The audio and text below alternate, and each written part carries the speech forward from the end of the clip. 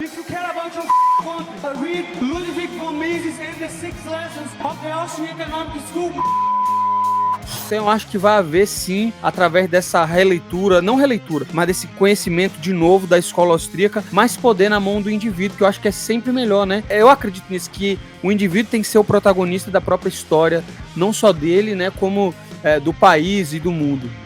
Bom, pessoal, vamos para mais um bate-papo de qualidade aqui no Minuto do Musa. Eu acho que ficou extremamente interessante esse papo para a gente ter com esse convidado de hoje, justamente porque foi a surpresa que rodou o mundo todo. Todos que me acompanham aqui já há muito tempo sabem que, além de economista, eu sou adepto da escola austríaca, escola que eu estudo há muitos anos e que no ano que vem, na metade do ano que vem, eu vou finalizar o meu mestrado com o Jesus Huerta de Soto, justamente de escola austríaca. Para mim, hoje, o austríaco, o economista austríaco, espanhol, mas austríaco, inclusive ele fala, parênteses aqui, que essa escola econômica, escola austríaca, deveria se chamar Escola de Salamanca, por ter nascido com os escolásticos de Salamanca lá na Espanha, mas por questões até de históricas e de tempo, que ela foi depois, digamos, entre aspas, fundada por Karl Menger, já alguns anos depois, ela acabou se chamando Escola Austríaca de Economia. E claro, todo mundo que me acompanha sabe que eu estive também com o Milei, o Javier Milei, o presidente argentino, no primeiro e no segundo turno na Argentina. Fui para lá em parceria com a Brasil Paralelo e tivemos a oportunidade de vivenciar tudo aquilo que a Argentina está passando, por toda essa transformação e vários vídeos que eu faço aqui no canal mostrando as mudanças econômicas que o Milei tem implantado por lá. Totalmente diferente do que, infelizmente, a situação caótica do Brasil no médio e no longo prazo. Pois bem, que escola é essa, então, em que o Milei, que começou a falar, passou a ser o primeiro presidente eleito, considerado anarcocapitalista, mas adepto da escola austríaca de economia, e que Elon Musk tweetou, retweetou muitos dos seus conteúdos e alguns deles atingiram mais de 500 milhões de pessoas. Que escola é essa, então, que eu estudo há alguns anos, que ela já tem aí basicamente desde a metade do século XIX, mas que é pouquíssima ou nada difundida nas universidades. Eu sou professor na Link, aqui em São Paulo também, de microeconomia e dou também a matéria eletiva de escola austríaca de economia, o que eu acho que tem que atingir o maior número de pessoas, não simplesmente por um viés ideológico, mas porque ela explica justamente a realidade econômica que nós vivemos na rua. Então eu vou colocar aqui Renato Moicano.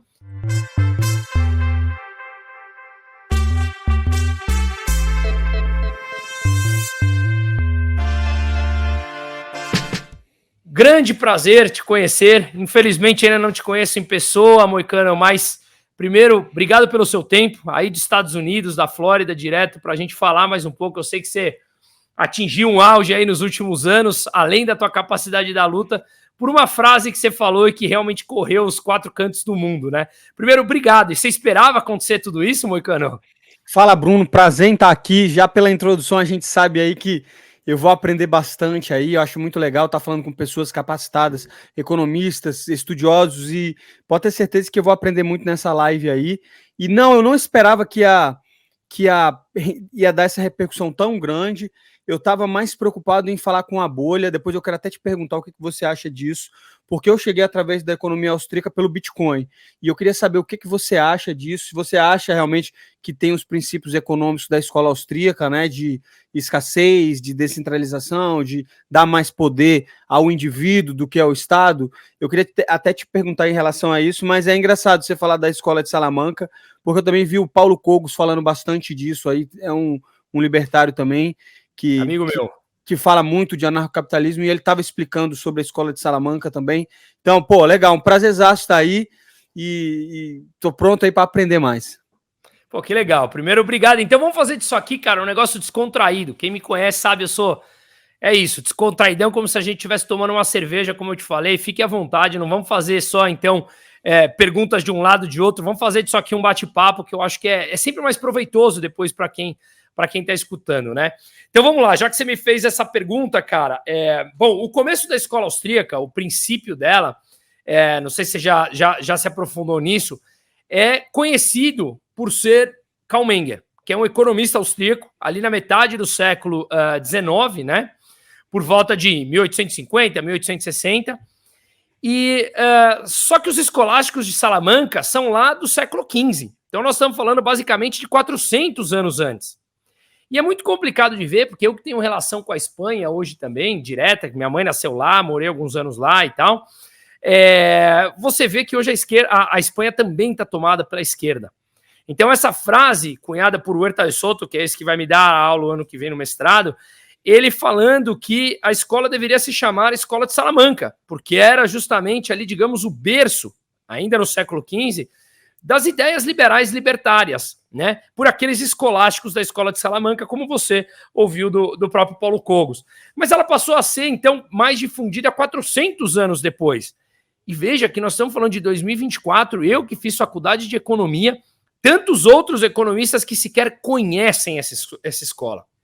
E o ponto disso é que eu acho que justamente ela bate de frente com o status quo. Ela bate de frente com aquela centralização de poder. Ela bate de frente com políticos. Ela não acredita no status quo, nós não acreditamos no Estado, além de achar imoral. Então, quando você me pergunta do Bitcoin, eu fiz essa introdução para te falar, cara, tem tudo a ver com o Bitcoin. O Bitcoin é descentralizado. O Bitcoin não tem atuação do governo. O Bitcoin ele não pode ser impresso de forma indiscriminada, como é feito as moedas fiat, o dólar, o euro, o real aqui no Brasil, quaisquer outras moedas. E a gente vai chegar e vai falar disso, eu faço muitos vídeos aqui falando justamente sobre esse tema, impressão de moedas. Se você aumenta a oferta da moeda e não tem a mesma demanda, a correspondente demanda por ela, como qualquer ativo, uma oferta maior, uma demanda menor, o preço cai. Quando o preço da moeda cai, ela desvaloriza, o preço dela cai frente aos preços de bens e serviços, relativo a bens e serviços. Portanto, os preços do pãozinho, de um suco, do que você quiser, sobe. A moeda perdeu valor, o preço de produtos e serviços sobem. Inflação. Então, a inflação ela é a desvalorização da moeda que, como resultado, traz a alta generalizada, não homogênea dos preços, como fala até no livro das 6 lições de Ludwig von Mises, que a gente vai falar sobre isso daqui a pouco. Então, cara, o Bitcoin, ele justamente prega exatamente contra isso. Ela é uma moeda privada, ela é uma moeda em que o governo não tem ingerência, e mais, como você muito bem falou, ela é escassa, cara. Você não pode imprimir. Ela tem um limite máximo que com os halvings vai diminuindo e vai chegar a zero. Depois é isso que está em circulação e ponto final de Bitcoin. Então sim, cara, ela tem totalmente a ver com os fundamentos da escola econômica. Claro, da escola austríaca. Claro que quando Menger falava isso no século XIX, claro que nem pensava em Bitcoin, não existia, obviamente. Mas os fundamentos do Bitcoin hoje, te respondendo, são diretamente ligados a essa filosofia da escola austríaca de descentralização, de não interferência do Estado e de justamente a escassez que o atribui valor à moeda ao longo do tempo. Fez sentido isso? Fez sentido, e também é um protocolo de consenso, né? Então você não obriga a pessoa a usar como é o real, né? Você não vai punir a pessoa por usar ou por não usar, pelo contrário. As pessoas que concordarem com esse consenso, com esse mercado, vão adquirindo e vão fazendo trocas voluntárias. E aí também te respondendo em relação ao discurso que você falou, você sabia que ia dar essa repercussão? Por que eu falei sobre escola austríaca? Porque, na verdade, eu queria falar sobre Bitcoin, que eu acho que é um barco salva-vida, é um bot salva-vida. Então, mas aí eu pensei, eu falei, beleza, eu tô lá no UFC 300, vou ter uma grande exposição, e se eu falar compre Bitcoin, ou se eu falar estude Bitcoin, ou se eu falar de Bitcoin, vão me tirar como só mais um louco aí, querendo especular, ou querendo falar de algo que as pessoas não entendem. E aí, como eu comecei a tentar estudar, começar a aprender sobre isso, já há algum tempo, eu falei o seguinte, você quer saber? Eu acho que o Bitcoin tem tudo a ver com a escola austríaca. Se eu falasse para eles lerem esse livro, para eles entenderem o fundamento, no final eu vou estar falando de Bitcoin. Mas eu também achei que eu só ia pegar essa bolha dos Bitcoiners, essa bolha dessa galera que gosta do Bitcoin, essa galera um pouco mais libertária, mas eu acho que foi tão grande a repercussão, justamente porque as pessoas estão preparadas para essa mensagem, né? Estão preparadas para entender que o governo ele atrapalha muito mais do que ele agrega, né? E pelo fato deles ter esse controle da emissão da moeda, eles têm um cheque em branco quase que infinito para fazer o que eles quiserem, e na maioria das vezes é aumentar o poder do próprio Estado, né? E usar esse poder coercitivo, não só monetário, como o poder de força física e bruta, contra os cidadãos para impor as regras que eles aprovam no Congresso. Então eu acho que vai haver sim, através dessa releitura, não releitura, mas desse conhecimento de novo da escola austríaca, mais poder na mão do indivíduo, que eu acho que é sempre melhor, né?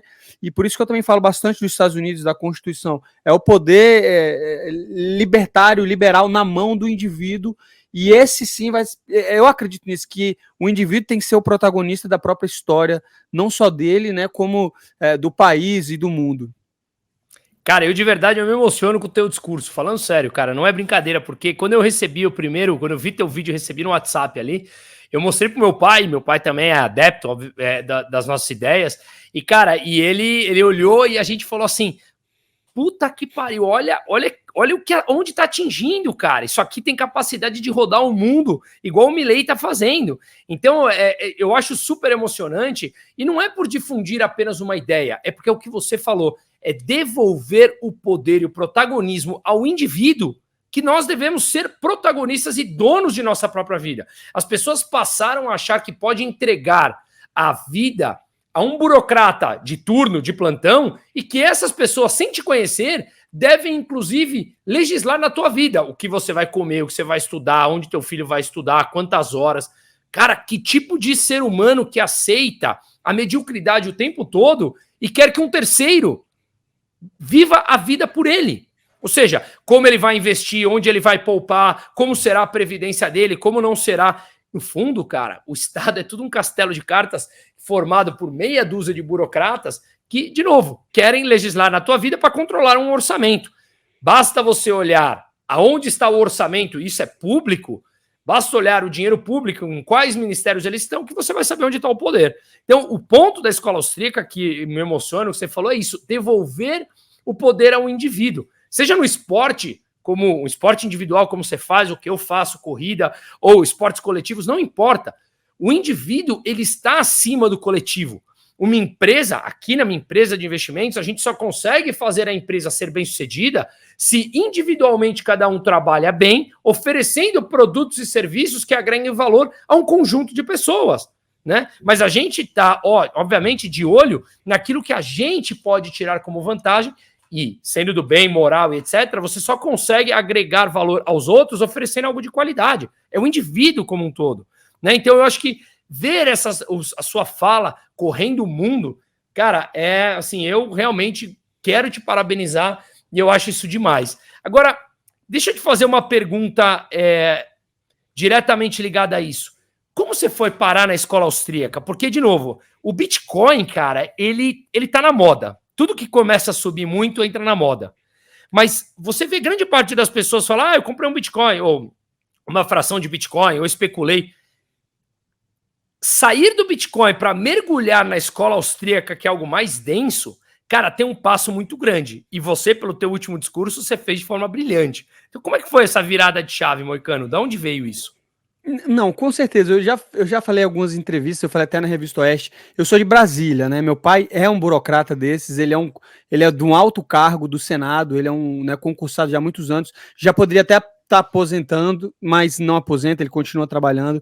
Então, é um cara de ideologia forte da esquerda, é um protecionista do mercado, ele acha que o mercado tem que desenvolver, né, a economia, é assistencialismo na veia, então ele é totalmente o contrário da minha visão. Mas quando eu era criança, eu tinha essas ideias também, porque obviamente meu pai criou a gente, assim, pra você ter uma ideia, a gente foi nos negócios do Lula, ia lá nas passeatas do Lula antes dele ser eleito. Meu pai é totalmente de esquerda, entendeu? Até hoje. Até hoje, ele é totalmente de esquerda. Mas eu crescendo em Brasília e estando envolvido assim com essa elite do funcionalismo público, eu também achava que o governo era super necessário, que o governo fazia tudo de bom, que o governo é o que protegia os pobres. Mas quando você vai crescendo e tomando consciência e entendendo como funciona o dinheiro, então o meu primeiro estalo foi isso, o que é o dinheiro?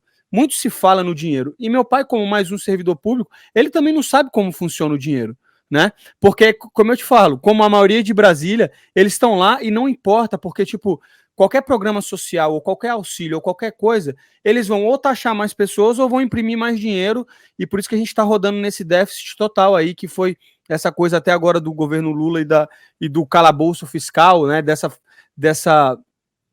de todas, de botar político nas estatais, todas essas políticas que elas vão contra os princípios econômicos que, na verdade, não são nada mais do que a realidade. Eu vi um cara explicando muito isso sobre o que é o capitalismo. É você pescar 5 peixes. Você come 2 e vende 3. Se você quiser, tipo, tem um excedente, você vende 3. No intervencionismo, não. Você pescou 5 peixes, eles vão te deixar 2, vão tirar 3 para dar para quem não pescou. Você tá entendendo? E se for no socialismo é o contrário. Você pescou 5 peixes, eles pegam os 5 peixes. Se você der sorte, ele te dá 1, entendeu? Então, eu acho que a gente tem que usar essa, sei lá, que eu particularmente eu não sou especialista, mas eu tenho que usar a minha compreensão de mundo para tentar explicar sobre o mercado. Então, o que eu comecei a ver? Que, na verdade, o dinheiro, ele não pode... Eu pensava que o dinheiro era um fim em si só, entendeu? Então, eu corria atrás do dinheiro. E eu achava, beleza, o dinheiro é o que me traz valor. Mas, depois, estudando um pouco mais, isso depois do Bitcoin, da especulação, eu entendi que o dinheiro é só uma representação de trocas, não é nada mais do que isso. Então, você não deve procurar o dinheiro. Você deve procurar, como você falou, atribuir serviços que gerem valor para outras pessoas, te dar o dinheiro em troca dos seus produtos. E você usar esses produtos, então, é aquela coisa que o próprio Rei Dalio fala, que é o seguinte, o salário de um é o gasto do outro. E não é nada mais que isso, o mercado é um complexo sistema de trocas voluntárias de outros mercados. Então você vai ter o mercado financeiro, você vai ter o mercado, sei lá, de luta, você vai ter vários mercados que, na verdade, todos eles estão interligados de pessoas fazendo trocas. E aí eu percebi, eu falei, caramba, então o dinheiro não é nada disso que eu pensei. Então o governo não pode gerar dinheiro. Justamente porque se ele gera dinheiro do nada, o que ele está fazendo é aumentando a base monetária e desvalorizando quem está juntando o dinheiro. Porque aí você aprende a primeira lei da oferta e da demanda, né? Que é isso, quanto mais você tem um bem, mais esse bem vai ficar barato, quanto mais escasso esse bem. E aí a gente vê também essa coisa da escola austríaca, dessa revolução marginal, de entender que as coisas não têm um valor intrínseco e as coisas têm sim um valor que as pessoas dão nela, né? Quanto que vale, o que vale mais, um diamante ou um copo d'água? Se eu perguntar para qualquer um. Depende, exatamente. Qualquer um vai responder o diamante. Exatamente. Eu era um desses caras que ia falar, não, obviamente o diamante. Ele fala, beleza, você está 7 dias no deserto. Você prefere o diamante ou um copo d'água? Então, quando você começa a perceber que a escola austríaca ela não é nada mais do que uma teoria que ela tenta explicar a realidade e as escolhas dos indivíduos perante os problemas que ela vai ter no dia a dia, aí eu fui entender sobre o que era o dinheiro. E aí eu pensei, porra, mas então o Estado está fazendo errado. E o pior ainda, quando eu comecei a ganhar dinheiro, que eu comecei a tentar investir, eu comecei a ver que é muito difícil você bater a inflação. Entendeu? Se você descontar os riscos, se você descontar o imposto, tudo que tem valor está sendo altamente desmonetizado, porque eles, principalmente agora depois do Covid, e em 2008 também, eles ligaram a prensa e, como diz lá o Keynes, no longo prazo estaremos todos mortos. Então, não faz diferença para eles. E aí eu pensei, qual que é a saída disso? E eu já tinha investido em Bitcoin, mas foi aí que quando eu entendi, eu falei, meu irmão, é o Bitcoin, é a saída para isso. É você tirar o seu... Não é você tirar o seu dinheiro do país, é você tirar o país do seu dinheiro. É você ter um dinheiro longe de interferências políticas, porque aí eu não quero parecer um cara aqui que não é a favor de democracia ou não é a favor do povo, mas a democracia, ela sempre vai eleger o pior, né? Ela sempre vai eleger o mais populista e ela nunca vai agir em benefício de quem produz, porque quem produz vai ser sempre a minoria. Então, é como o próprio Renato 38, que é um cara que eu assisto bastante, sempre fala, na sua casa, quem que manda? Na sua casa, quem que manda? Vocês votam para saber o que vai comer? Se fosse aqui em casa, a gente tinha comido sorvete, né? Mas não, você tem que ter uma política de austeridade, de moralidade. Eu acho que você, quando você começa a entender os incentivos e desincentivos dos mercados financeiros, você começa a entender que o Bitcoin, ele só incentiva o bom comportamento, ele incentiva a poupança, ele incentiva você a trabalhar mais, ser próspero, juntar. Então, aí eu comecei a falar, pô, isso é economia austríaca, isso é economia de verdade. E aí você vira quase um convertido do Bitcoin, fica lá falando para todo mundo. E por isso que eu tive essa ideia de fazer esse discurso.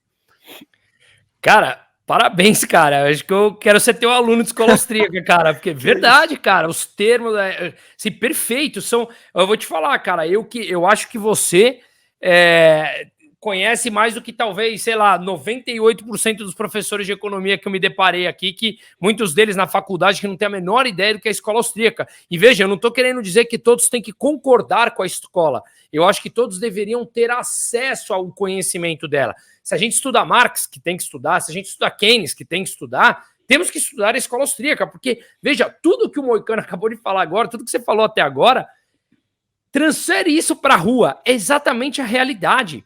A gente na rua, a gente como criança, eu tenho um filho de 3 anos e um moleque de 7 meses. O moleque de 3 meses de 7 meses e minha filha de 3 anos, eles fazem trocas entre eles, à maneira deles, que você percebe que é natural do ser humano. Então, minha filha tem um bichinho de estimação lá que ela chama Naninha. Cara, ela tem 2. Às vezes ela deixa o moleque de 7 meses, o irmãozinho dela, pegar um. E ela fala, ó, eu te dou um se você me der o brinquedo que tá na tua mão. É uma troca que eles acertam voluntariamente entre eles com um olhar. Quando a gente vai crescendo, a gente vai transferindo e crescendo com essas responsabilidades, mas essa troca voluntária, ela continua sendo fiel à nossa vida. Veja, eu tomei a liberdade de pedir para uma amiga nossa em comum o teu telefone, ela me passou, entrei em contato, você voluntariamente me respondeu, voluntariamente cedeu uma hora do teu dia para a gente falar sobre um tema em comum que nós temos para agregar pessoas que assistem esse canal e ao teu canal depois, voluntariamente, porque eles querem, a gente produz alguma coisa, eles perguntam e a gente tem essa troca. Tudo é voluntário. Sim. Quando o governo intervém e começa a entrar no meio da nossa vida, a gente invariavelmente passa por problemas. Na minha opinião, o governo ele é sempre a origem dos problemas e nunca a solução. Só que aí ele aparece como solução para aquele problema que ele mesmo criou. E a solução é sempre mais do mesmo, que vai empurrar o problema lá para frente, empurrar a poeira para debaixo do tapete e o problema se tornar muito maior para cada vez mais as pessoas manipuladas precisarem ou sentirem que precisam mais daquela meia dúzia de burocrata, né? E esse é o problema, que ele não tem incentivos para ser mais honesto também, porque como, por exemplo, todas essas políticas econômicas que visam o intervencionismo, e por que eu falei do Mises e das 6 lições? Porque ele mostra claro isso que você está falando, existe uma moralidade que todo mundo concorda. Então, ele fala lá no livro, por exemplo, que ninguém seria oposto a você abaixar o preço do leite para que mais crianças bebessem leite. Só que ele fala, mesmo com essa premissa de que todo mundo concordaria em baixar o leite, se ele baixa o preço do leite, isso aí vai afetar a cadeia de produção. Porque aí o cara vai estar ganhando menos e ele não vai ter tanto excedente para poder comprar a comida da vaca, né, a ração da vaca. E que isso iria afetando em cadeias e depois o governo ia pôr a culpa no produtor, entendeu? Ia tentar taxar o preço. Aí quando ele taxasse o preço do leite, o que ia fazer é o seguinte... aí sim que a produção ia despencar, porque os caras iam falar, velho, não tá valendo a pena mais eu produzir o leite. E aí ia começar a ter falta de leite, aí eles teriam que fazer uma lei para dizer o seguinte, ó, crianças até 12 anos vão ter o leite primeiro. Então você vê que o intervencionismo, ele vai criando problema atrás de problema, problema atrás de problema. E o grande problema desse sistema legacy hoje em dia é que depois de 2008, com a crise dos bancos e a crise dos subprimes, do mortgage nos Estados Unidos, eles viram que beleza, dá para escapar fazendo isso aí que você falou, tipo, simplesmente imprimindo dinheiro e recompensando maus negócios. Por que aqueles bancos deveriam ter falido? Porque eles fizeram maus investimentos, como agora também de novo. Esse banco Silicon Valley Bank, ele pegou e botou uma grande parte de alocação do banco nesses bondes que estavam pagando 2% ao ano, né? Aí a taxa de juros aumentou, o pessoal começou a tirar o dinheiro para pôr em bonde, só que eles não tinham dinheiro. Então, foram maus investimentos do banco, que foram pagos depois pelos taxpayers, tanto com a taxação excessiva, que é o que eles querem fazer de novo, tanto com a impressão de moeda que vai desvalorizar o dinheiro deles. Então, é um livro simples que vai fazer você entender umas questões muito fáceis também. De novo, não precisa ser um gênio para ver, é só você ler e ver o bom senso, entendeu? Só que quando eu comecei a entender isso, eu vi que o buraco é muito mais embaixo, porque na verdade como é uma economia totalmente dolarizada hoje em dia, quando os Estados Unidos faz isso, ele fode o mundo inteiro, né? Então essa taxa de juros ela acaba sendo uma arma de guerra. Os Estados Unidos usam isso como arma de guerra também, né? Para aumentar os juros e para estourar um monte de gente que depende do dólar. Então é uma situação bastante complicada e o Bitcoin é uma alternativa a isso. Eu não sei se vai dar certo, mas talvez seja a coisa mais moral a se fazer, né? Bom ponto, cara, porque a gente está falando sobre o lado econômico, mas tem o lado moral, né? Qual é a moral ou qual é a legitimidade que o Estado tem, ou meia dúzia de burocrata tem, ao poder atuar de forma coercitiva e tomar grande parte de você de forma obrigatória, pressionada, coercitiva, sem o teu consentimento. Eu sempre brinco que eu já perguntei umas 10 vezes para minha mãe se tem algum papel que eu assinei quando eu nasci ou colocaram minha digital lá, para ver se eu autorizava a tomar em grande parte do que eu produzo. Até hoje ela não achou esse papel reconhecido em cartório, né? Então, qual é a legitimidade que ele tem? Né? A parte disso, por que é que você tem que contribuir com alguma coisa que você sequer quer usar? Olha, eu tenho 42 anos de idade, eu sou adulto suficiente, eu posso assinar um papel e falar assim, não, eu não quero financiar um sistema, mas eu também falo, olha, eu não quero usá-lo, posso fazer isso? Não, eles não deixam, né? Olha, eu tenho lá o meu sistema de saúde privado, eu posso, se eu cair de moto agora voltando para minha casa, eu assinei um documento que o SUS não pode me receber, posso não financiá-lo? Afinal de contas, em todos os meios privados eficientes, quem financia o sistema são os usuários. Eu sou sócio de um clube aqui em São Paulo, quem financia o clube? Os associados, né? Por que eu vou falar para você que mora nos Estados Unidos ajudar a pagar a mensalidade do meu clube aqui se você não vai usar? Não tem o menor cabimento esse tipo de coisa. Ou seja, as pessoas que usam o SUS, elas sim financiariam o sistema por livre e espontânea vontade, voluntariamente. E aqueles que... e aí o custo dele cairia, então você pode, daqueles que querem financiar. Estou falando da saúde, porque a gente vive uma geração em que nós fomos ensinados que parece que por uma obra divina, saúde e educação tem que ser uma obra distribuída gratuitamente. Primeiro que não é grátis, ela é mais cara do que algo privado e de boa qualidade, que quem paga normalmente, ou sempre, melhor dizendo, são os mais pobres, porque o percentual da renda que tomam dele é muito maior do que de quem tem mais condição financeira, e isso é feito, de novo, de forma coercitiva. Então, no imposto de consumo, né? No consumo, né? Claro, porque você tem o imposto de renda, só que você tem toda a cadeia produtiva. Quando você vai comprar uma água, já tem o pão, já tem o preço nessa água. Mas por que eu tô te falando isso? É porque as pessoas não entendem isso. Então, esse é um ponto que era bom você esclarecer, porque o mais pobre paga mais imposto se você levar em consideração que a maior parte dos impostos está no consumo, o que é uma burrice tremenda, né? Você pega, taxa o consumo absurdamente, o cara que ganha um salário mínimo, ele vai gastar proporcionalmente muito mais do salário dele no arroz, no feijão, do que quem tem um dinheiro para investir.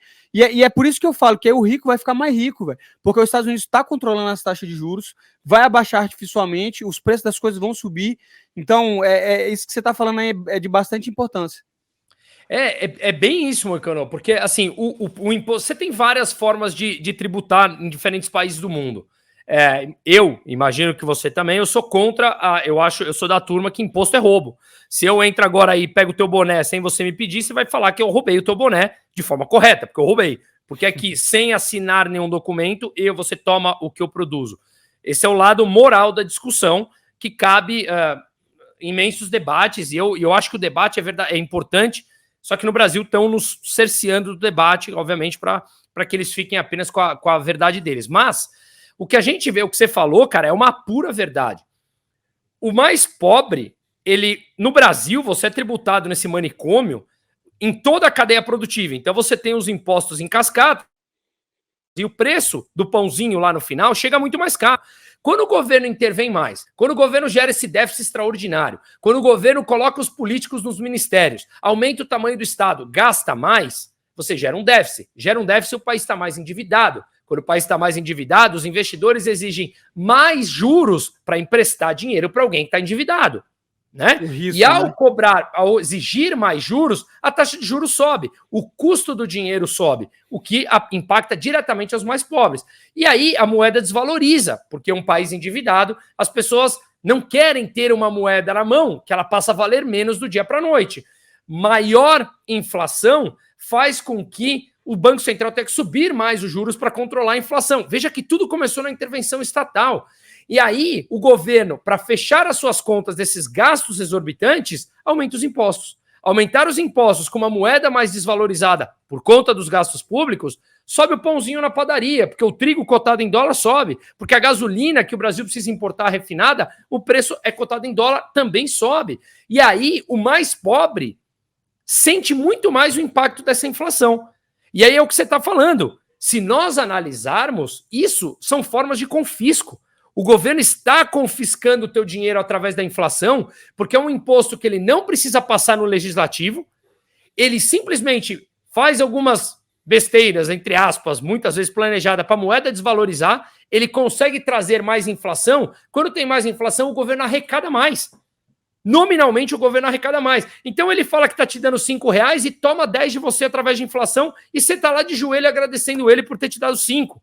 Quando ele tomou 10 por inflação, e claro, ele vai culpar os empresários malvadões, ele vai culpar o presidente do Banco Central, mas é ele, na manipulação dos déficits, dos gastos desenfreados, que ele aumenta a inflação para ele arrecadar mais.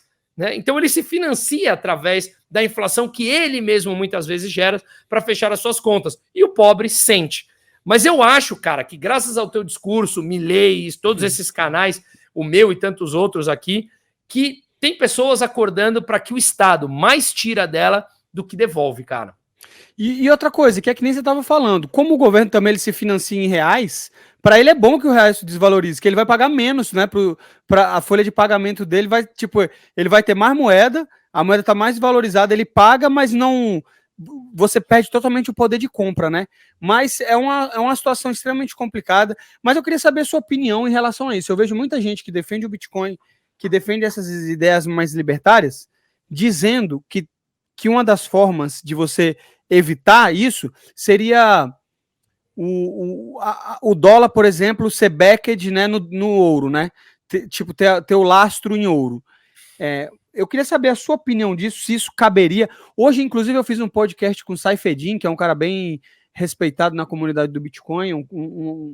Ele fez aquele livro, O Padrão Bitcoin, Bitcoin Standard, e eu estava falando com ele sobre isso, em relação a por que e como que a gente conseguiria fazer de novo uma moeda que fosse lastreada em ouro. Porque quando a moeda é lastreada em ouro, tipo que nem do Bitcoin, você não consegue imprimir mais, mas a economia é gigante, né?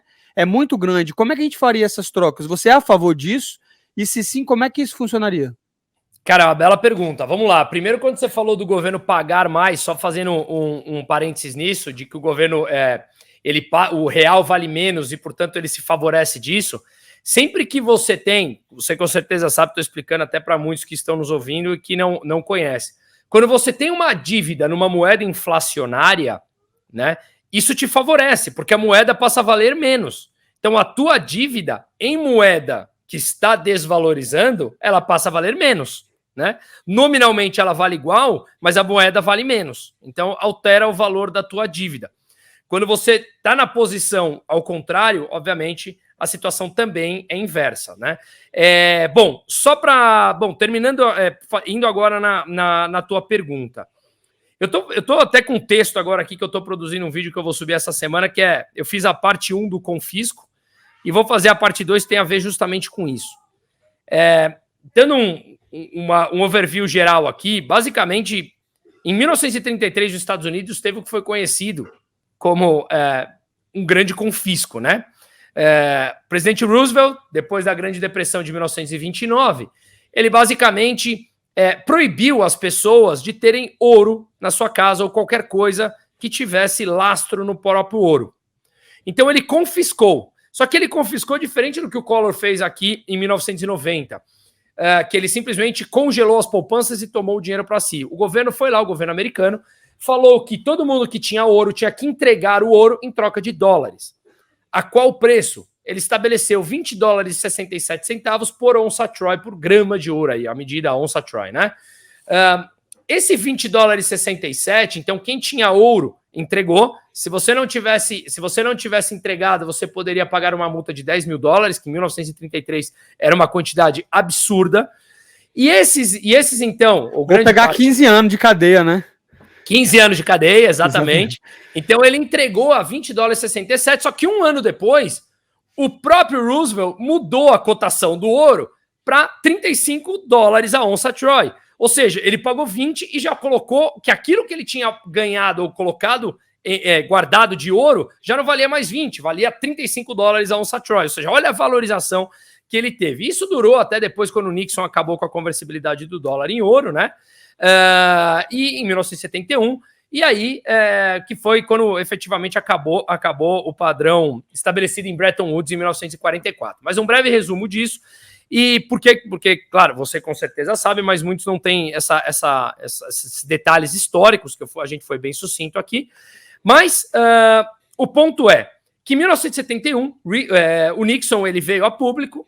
Tem até um vídeo dele no YouTube, obviamente ele pinta muito bonita a história, como hoje a gente vê os políticos fazendo, né?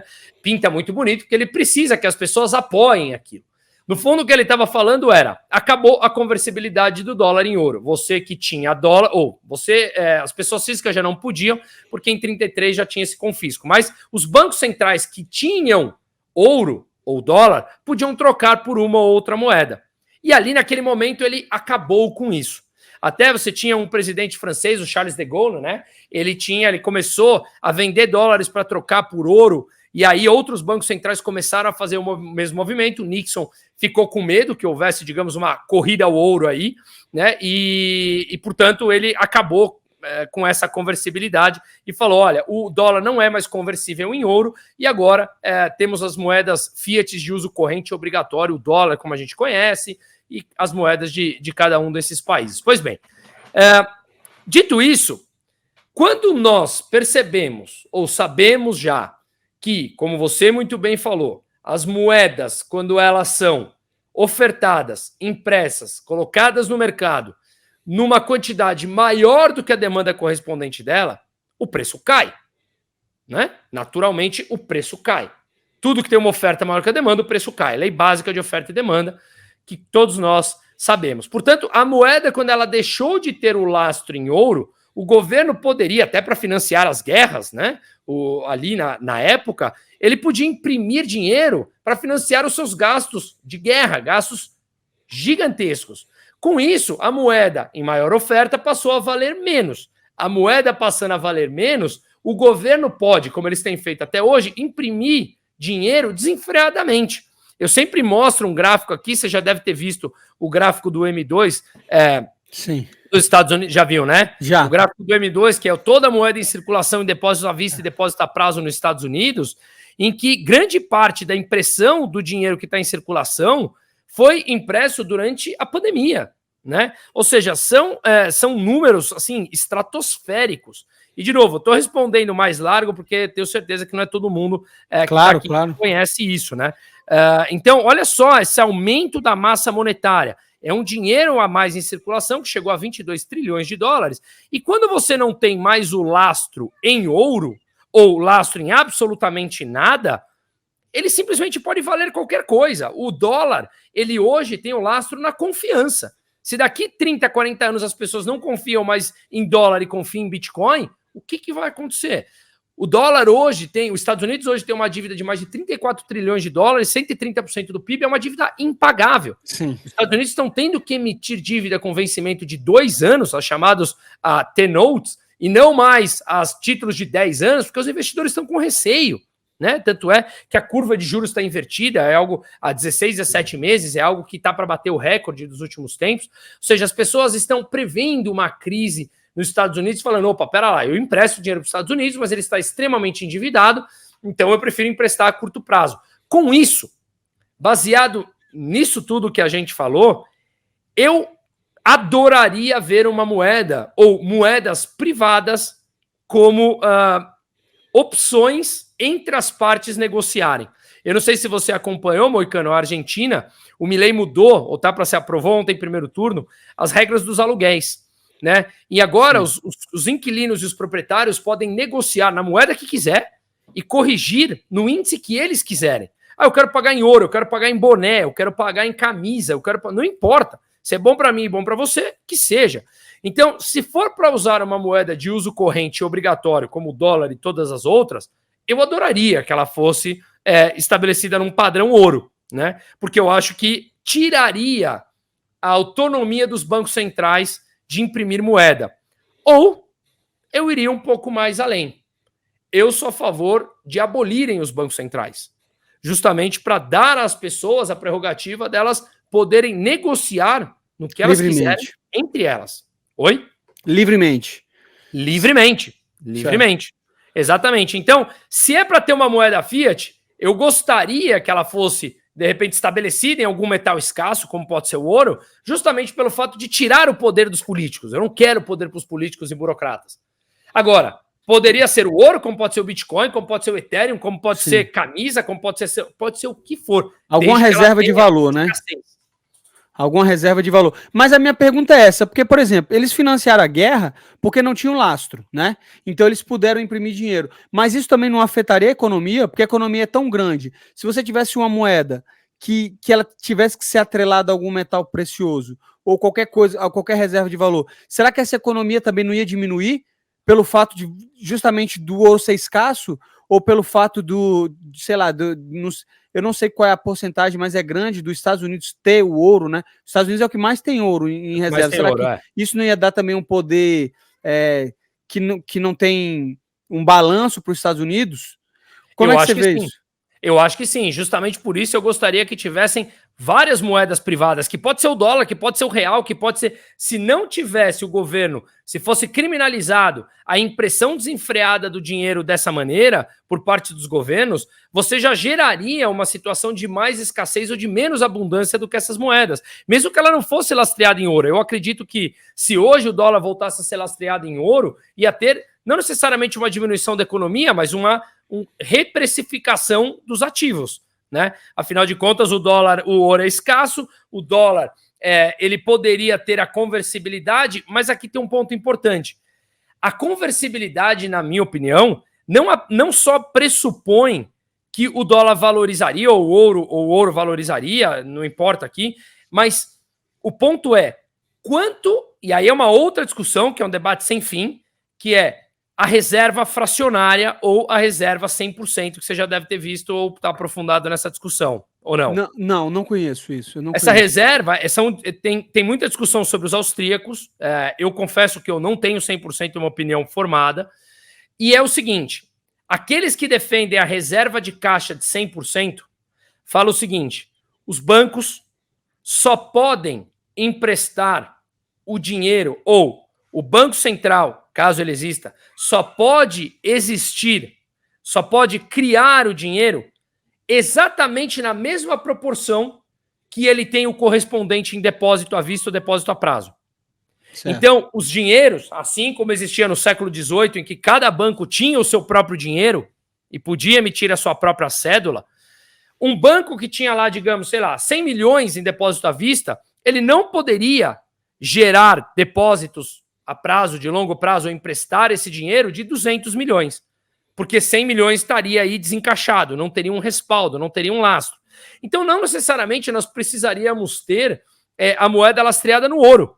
Aqueles que defendem a reserva de caixa 100%, você teria uma reserva num lastro em algo físico, na própria moeda existente ali, naquela magnitude, em que ela teria o máximo que você poderia imprimir. E que cada banco poderia ter a sua própria moeda privada e nós negociássemos, escolhêssemos aquela que seja mais conveniente para a gente. Mas tem um outro lado dessa discussão, que é o seguinte, você pode ter, não precisa ter uma reserva de caixa de 100%, você pode sim emprestar acima do que você tem como lastro, como depósito à vista e depósito a prazo, desde que você tenha um casamento entre o que eu estou te emprestando em dinheiro, o que você vai produzir com esse dinheiro, versus a disponibilidade dos bens e serviços na tua mão.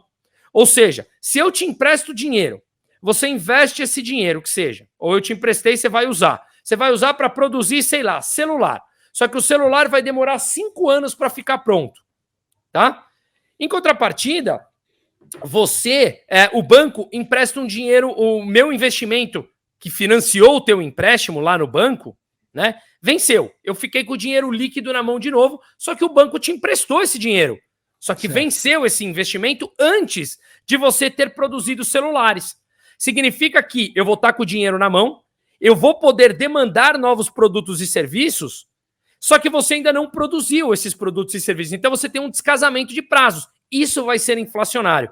Essa corrente que fala que você não precisa ter o depósito de caixa de 100% fala, se o meu investimento casar com o tempo em que você produzir o teu produto ou o teu serviço, isso não vai gerar inflação.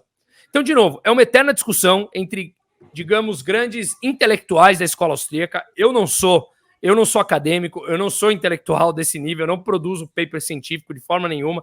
Então, o meu papel é mais interpretar esses dois lados. Eu não tenho uma opinião concreta. Eu tenderia a achar que a reserva de caixa de 100% hoje era melhor. E muito as economias. Ah, entendi. Certo. Sim, que era o que eu tava falando ali, né, do começo, porque realmente, se você bota lastreado, você não vai ter como gerar mais produtos e serviços, né, porque você fica limitado a uma quantidade.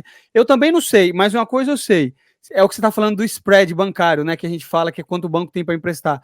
Hoje não tem limite nenhum, é 6 vezes o que o banco tem em caixa, né, e mesmo assim você pode recorrer ao governo também para ter esses fundos garantidores. Então, hoje, eu não sei o que poderia ser feito, mas que tá errado hoje, tá. Que tá errado, tá. Esse não é o spread, é a diferença entre o que o banco toma e o que ele empresta. Então ele me paga, sei lá, 1% ao mês e te empresta 2% ao mês. Esse é o spread. Ah, entendi. Mas eu concordo com você. Que o sistema hoje tá errado e ele tá fadado ao erro, é claro. Na minha opinião, por exemplo, pega os Estados Unidos com 34 trilhões de dívida, o que ele tende a fazer? Na minha opinião, como essa dívida é impagável, um dos caminhos que ele pode fazer é inflacionar o dólar para que a dívida nominal dele caia em valor real, certo? Porque se ele tem, digamos, 34 trilhões de dólares em dívida, se o dólar passa a valer menos, essa dívida nominalmente vale 34 trilhões, só que em termos reais ela diminui. Sim. Né? Então, o que eu quero dizer é que ele pode inflacionar o dólar para fazer com que a dívida acabe diminuindo frente ao PIB, gerar um crescimento no PIB, mesmo que seja via intervencionismo, etc. e tal, e isso, ao longo do tempo, diminuindo essa dívida de forma, digamos,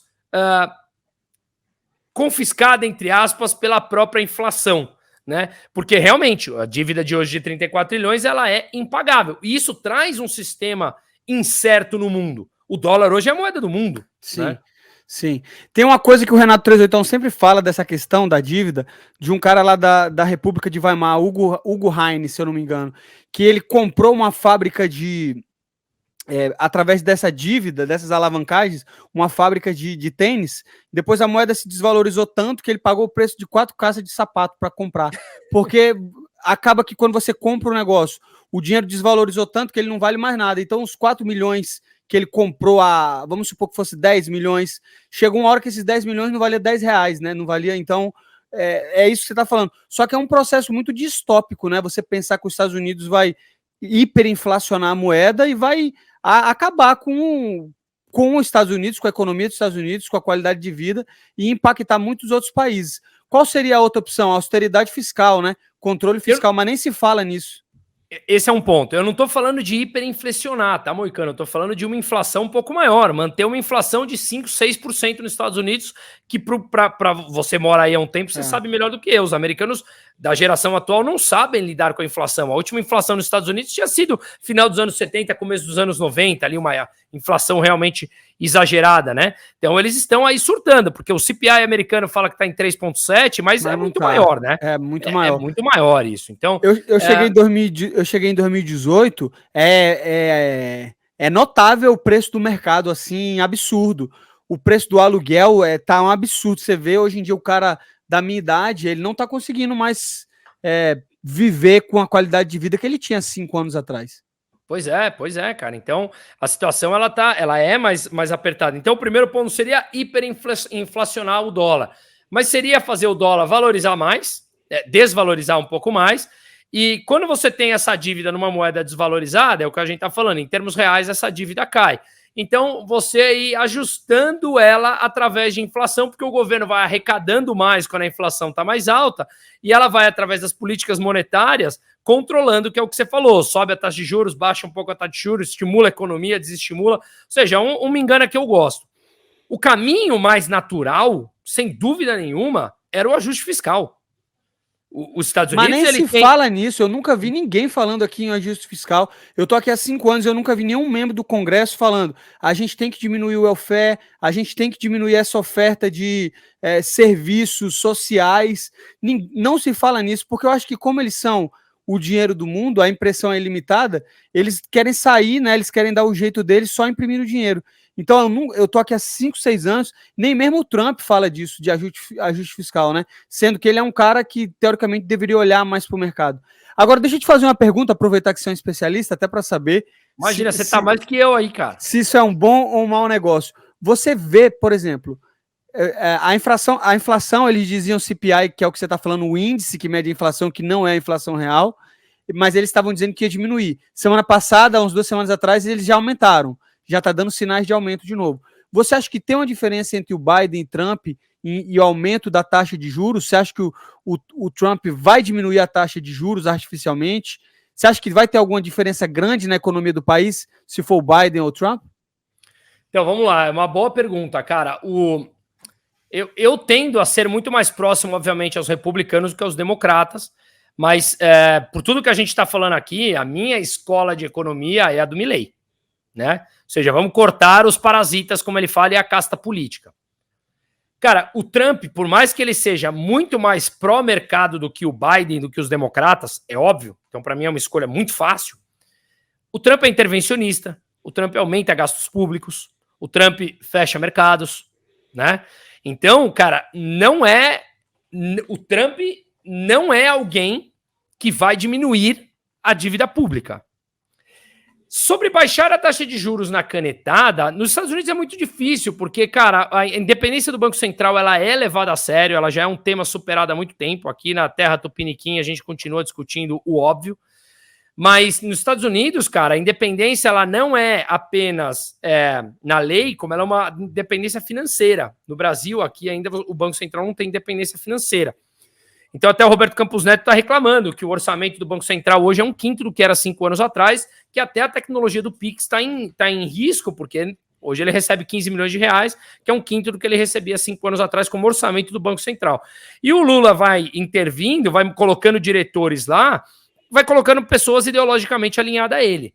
E o Banco Central americano, ele tem uma independência já muito mais... As instituições americanas, elas são, no geral, muito mais sólidas do que as instituições brasileiras, né? Então eu não acredito que os Estados Unidos baixarão a taxa de juros na canetada, tanto é que o Jerome Powell já vem falando claramente que tá difícil de baixar a taxa de juros, como de fato a gente fala há muito tempo, que não precisa ser nenhum gênio.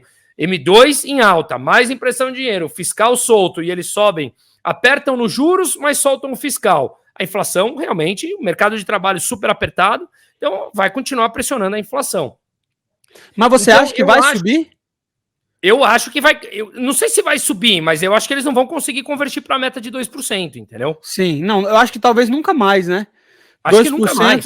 2%, pô, é um amigo meu que comprou uma casa aqui de 300, 400 mil dólares a 2%, ele paga $1.500, $2.000 por mês, e a casa dele hoje vale 800 mil dólares.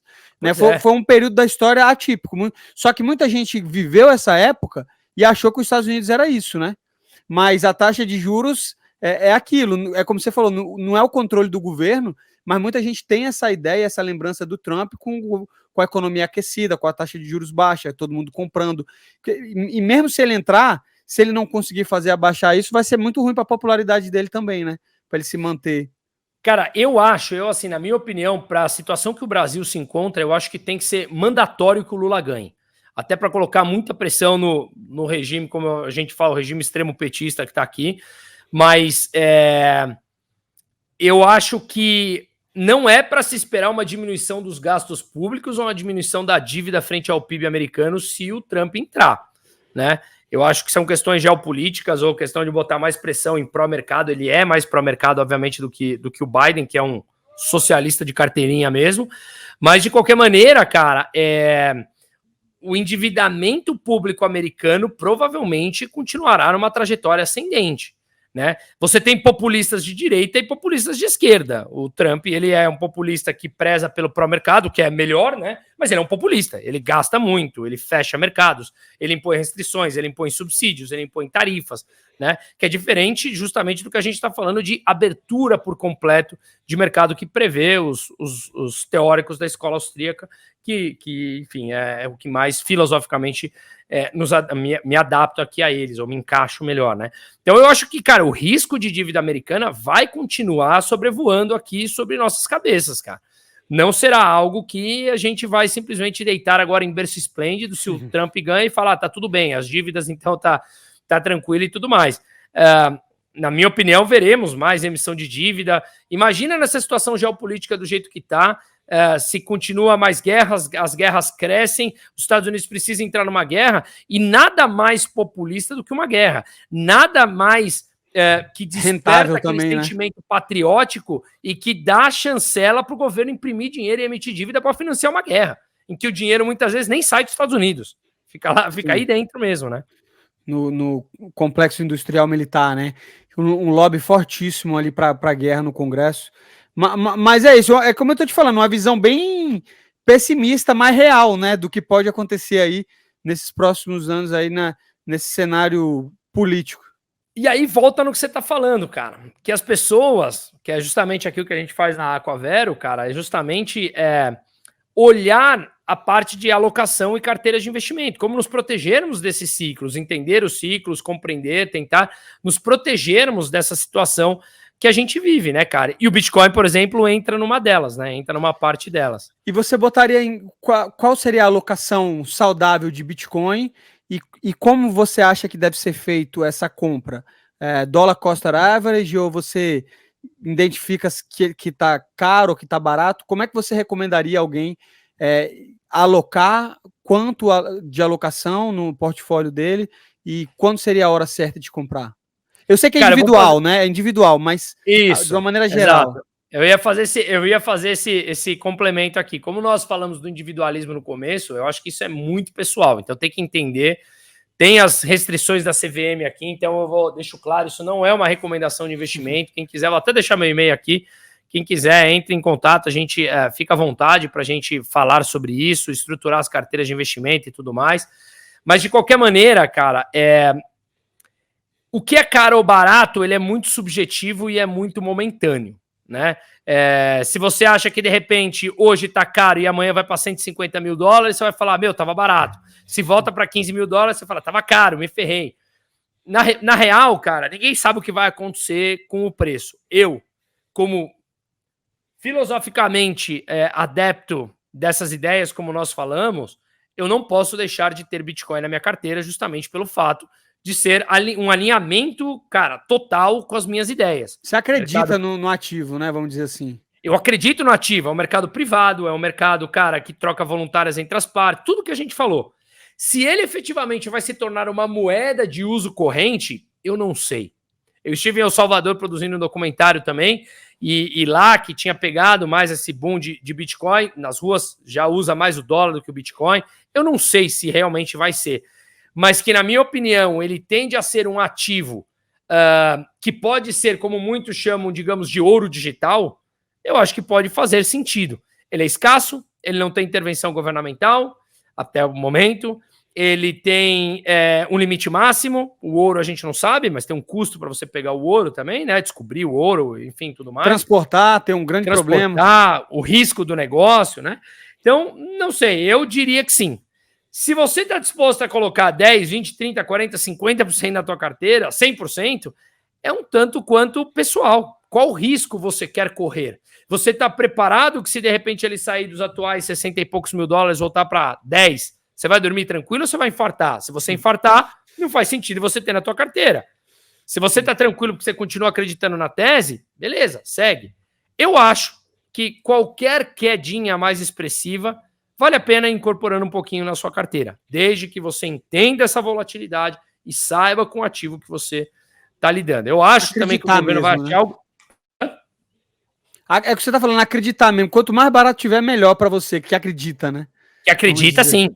Exatamente, cara. É um aspecto moral também, né? Um aspecto moral, de novo, como a gente estava falando. O aspecto moral. E, claro, quando eu entro aqui nas carteiras dos meus clientes, eu preciso também deixar de lado, que é o que eu falo, separar o emocional do racional. Você tem título público brasileiro hoje pagando IPCA mais 6. Historicamente, isso ganha do CDI de longe. Mas aí você fala, bom, e pelo lado moral você está indo contra e financiando os gastos do governo. Investindo no governo, né? Você está investindo, você está financiando... Um governo que você não concorda às vezes, né? Muitas das vezes. Exatamente, cara. Exatamente. Para fazer políticas que vão restringir mais ainda suas liberdades, né? Vão restringir minhas liberdades, vão desvalorizar a moeda, vão trazer inflação, vão prejudicar os mais pobres. Então é um ciclo é uma discussão bem complexa essa, né? Certo. Agora, cara, eu quero fazer mais 2 perguntas para você aí, se você me permite. Já estamos chegando no tempo. O primeiro ponto você falou, quando você deu o teu brilhante discurso que me emocionou, você falou da primeira emenda americana, né? A primeira emenda americana, que é justamente aquela que fala da liberdade, né? Em que o Estado não deve interferir na tua vida, na tua religião, não deve interferir, enfim, restringir a tua liberdade de discurso, de imprensa, né? O direito das pessoas se reunirem pacificamente. Você falou isso pensando no Brasil atual? Eu acho que não só no Brasil atual, como em toda a conjuntura ocidental, né? Porque a gente sabe que na parte oriental você não tem tantas garantias de liberdade individuais, mas eu ainda acho que pelo menos o Ocidente era um baluarte contra opressão, contra tirania, e eu acho que a primeira emenda ela tem um valor tão grande, justamente pelo que você falou. Muita gente fala, e veja bem, de novo, eu não sou nenhum escola, eu não sou um cara acadêmico, eu sou um cara que acredita em princípios e algumas filosofias que eu me identifico.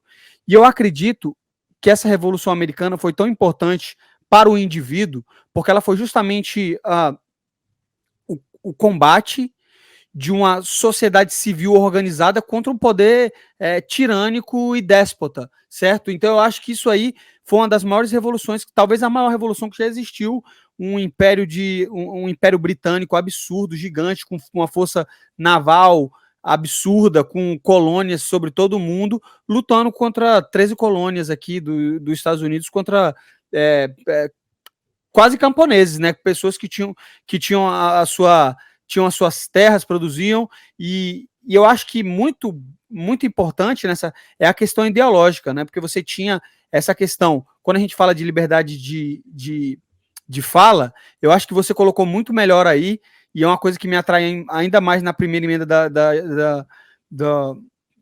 da Constituição americana, que é a liberdade religiosa. Então, se você não... Tudo parte de uma ideia. E tudo partiu da ideia da religião, de você ser livre, de você poder escolher o seu Deus, de você poder escolher ter a liberdade de imprensa, de falar mal de quem te governa, e de você poder ter as suas próprias ideias. Então, eu acho que é engraçado, a gente pensou que a tecnologia ela ia ajudar a gente a se conectar, ela ia tornar o mundo mais livre, ela ia tornar o mundo mais feliz, as pessoas iam conseguir compartilhar, e de uma forma ela conseguiu, mas de outra forma ela aumentou exponencialmente a espionagem do governo, ela aumentou a força que o governo tem de saber da vida, da renda, né, dos anseios de cada membro da sociedade. A tecnologia aumentou absurdamente o poder do Estado.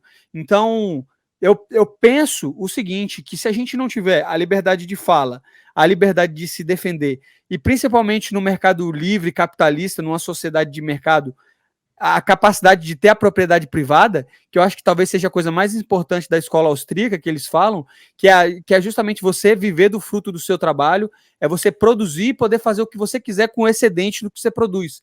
Se você não tiver liberdade, a liberdade da sua propriedade, que é uma coisa que eu acho que o Brasil relativiza desde sempre, você tem uma propriedade privada relativizada desde a Constituição de 88, né, que fala o seguinte, ela tem que cumprir um papel social. Isso é para revirar um Mises das covas, né, da cova, e falar o seguinte, meu amigo, como é que você pode ter uma propriedade privada relativizada que tem que cumprir um papel social? A propriedade privada, ela é de quem a comprou, de quem a produziu, filosoficamente falando e moralmente falando também. Então, esses 3 conceitos aí da Constituição americana, as pessoas tinham que entender mais, e foi um grito assim para toda a sociedade ocidental, entender que a gente teve grandes problemas como a escravidão, a própria questão da Revolução Industrial não foi um mar de rosa, você sempre vai ter um ser humano tentando explorar o outro, mas ao longo do prazo, a vida média das pessoas melhorou muito por causa da sociedade de mercado e por causa das trocas voluntárias,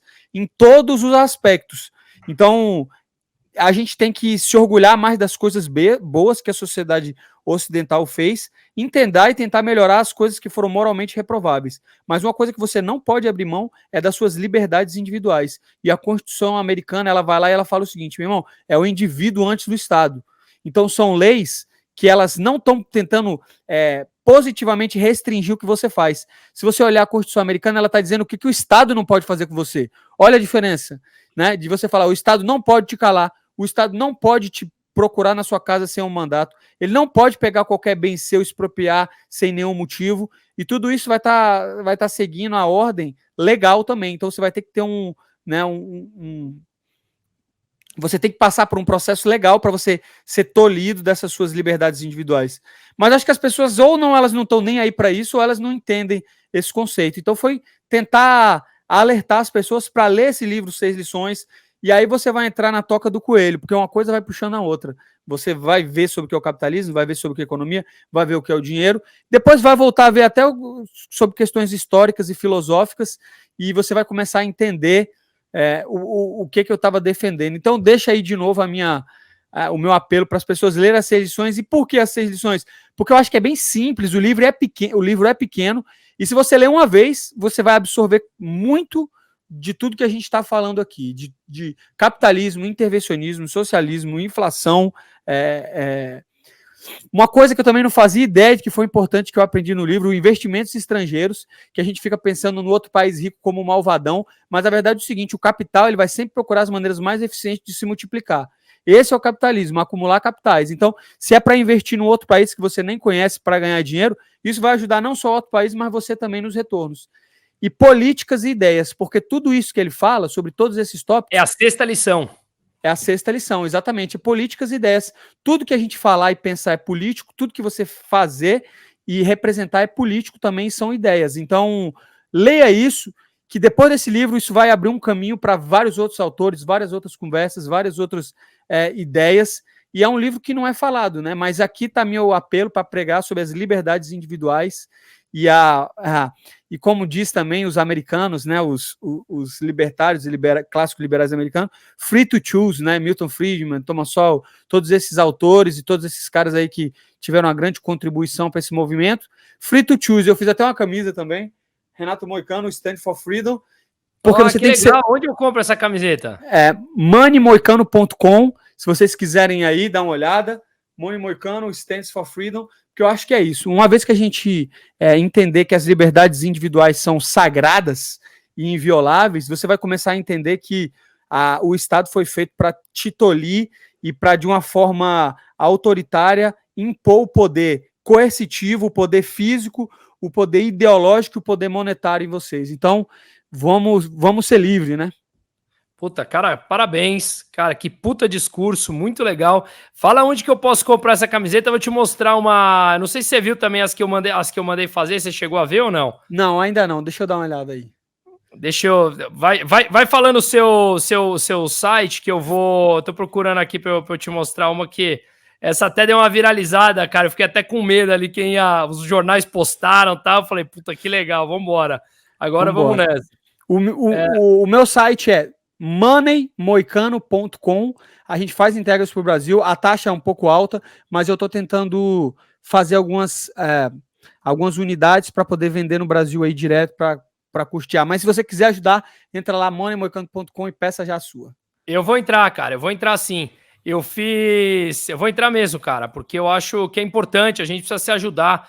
Eu fiz aqui algumas também, moneymoicano.com, a sua? Isso, moneymoicano.com, perfeito. Money Moicano, eu vou deixar o link no descritivo do vídeo aqui, então, quem puder, por favor, acesse, como eu venho falando, a gente precisa se ajudar, todos nós precisamos em prol da liberdade. Eu fiz algumas aqui também, ó, eu fiz essa primeira que viralizou, que era o Faz o Elon. Faz o Elon. Aí eu fiz essa aqui que foi interessante, que eu saio com ela sempre de final de semana e cada vez as pessoas me pedem mais. Make Lula presidiário again. Tem que tomar cuidado nessa aí, viu? Cara, vambora. Vambora. É a liberdade de expressão. Vamos ver se o Brasil tem ou não tem, né? É isso, cara. Então, e eu queria só, antes de eu fazer a última aqui, pra gente ir terminando, que já é mais pessoal e já tomei muito do seu tempo. Eu não sei se você conhece, deixo até aqui o o convite para você conhecer esse outro espanhol, economista, aquele austríaco também. Ele é da cidade da minha mãe, que é o Miguel Anchobastos. Você já ouviu falar dele ou não? Não, nunca ouvi falar. Ele fala uma coisa extremamente interessante, Moicano. Ele fala que o Estado, ele é um ente abstrato. A gente não sai na rua e cruza com o Estado na rua e dá bom dia, boa tarde, boa noite. Eu dou bom dia, boa tarde, boa noite para você, para mim, para o cara que cruza aqui na rua. O Estado não é ninguém. Ele é formado por alguns poucos burocratas que querem, obviamente, manipular toda a informação e o orçamento para controlar a tua vida.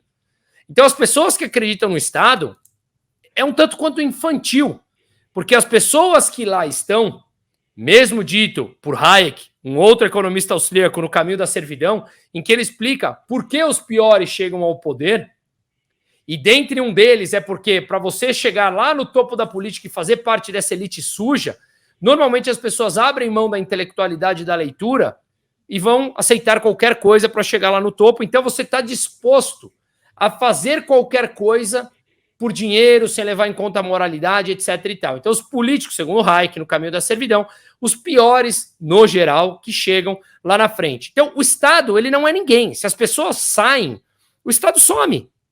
O Estado simplesmente some. Então é um tanto quanto infantil nós acreditarmos num grupinho de pessoas que não nos conhecem, que controlam um orçamento trilionário e que não te conhece e você diz que ele quer o seu melhor. Ora, cresçamos. A gente precisa amadurecer e entender quem é que está por trás do Estado. E normalmente estão pessoas, como o vídeo que viralizou essa semana, da festa de 94 anos do Sarney, que você deve ter visto, que estavam todos lá, o Haddad, Zé Dirceu, compartilhando uísques, vinhos, numa festa que gastaram milhões. E esse é o grupo que é conhecido como Estado. Então vale a pena a gente abrir a cabeça para o que o Moicano falou aqui. Olhe o teu lado individual, que você provavelmente sabe muito melhor e quer muito melhor, você e a tua família, do que pessoas que lá estão. E para terminar, cara, como é que teu pai se sente com você, com todas essas ideias voando nisso, meu? Boa, isso que você está falando é a questão da arrogância fatal, né? Achar que você sabe para os outros o que é melhor para eles do que eles mesmos. E eu concordo absolutamente com isso. E eu vou te falar, meu pai é um sujeito muito engraçado, ele é muito dicotômico, né? É um cara que ele é muito engraçado. Ele me ligou esses dias e falou: porra, a direita aqui tá toda em festa, que você tá falando essas coisas aqui, o pessoal vem me sacanear. Mas aí ele falou, mesmo ele sendo esquerdista e mesmo ele sendo um cara que faz parte do Estado, aí ele falou, mas uma coisa você tem razão, o Estado não serve para nada. Se pegasse o governo e botasse para gerenciar o Saara, em 2 anos faltava até areia. Para você ter uma ideia como é que é a cabeça dele. Mas o grande problema, e eu já falei isso bastante com ele já falou, eu sou um dinossauro, não tenho como mudar minhas posições políticas. Porque acontece o seguinte, às vezes você está tão investido, o custo de oportunidade foi tão grande, a vida inteira ele só teve amigo de esquerda, o ambiente da faculdade era de esquerda, então todo mundo que ele conhece está no mesmo meio. Então você abre mão de buscar a verdade para poder se encaixar no grupo. E isso que é a esquerda, né? Por que o jovem tende a ser de esquerda? Simplesmente porque ele quer o pertencimento, ele quer que as pessoas falem bem dele. E se for um cara de direita lá, começa a ser chamado de fascista, rapidinho ele muda para se enquadrar no grupo. Então, eu também era assim, eu também era um cara que tipo, queria ser amado por todo mundo, até eu entender que não faz diferença, que você tem que estar com a sua família, você tem que estar bem com a consciência, você tem que buscar sempre a verdade, através dessa dialética, de perguntando o que faz sentido, o que faz sentido. O que você falou no começo eu concordo muito, não é só Marx, não é só Mises, é botar as ideias à prova e ver quem está certo, porque quem tiver certo é o melhor, né?